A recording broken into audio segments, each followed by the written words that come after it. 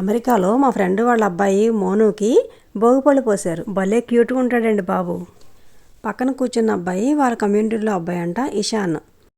ఇద్దరికీ కలిపి వేశారు సరదాగా. మన హిందూ సాంప్రదాయం ప్రకారము చిన్నపిల్లలకి అంటే నెలల పిల్లల దగ్గర నుంచి ఆడపిల్ల అయినా సరే మగపిల్ల అయినా సరే 9 సంవత్సరాలు వచ్చే వరకు కూడా భోగిపళ్ళు పోస్తాం. శనగలు, రేగిపళ్ళు, పువ్వులు, డబ్బులు అన్నీ కలిపి దిష్టి తీసి పిల్లల మంచి వేస్తాం. దిష్టి అనేది ఎందుకు తీస్తారో అందరికీ తెలిసిందే కదండి. ప్రతి మనిషి చుట్టూ కూడా చిన్నవాళ్ళైనా పెద్దవాళ్ళైనా ఒక ఆరా ఉంటుందంట.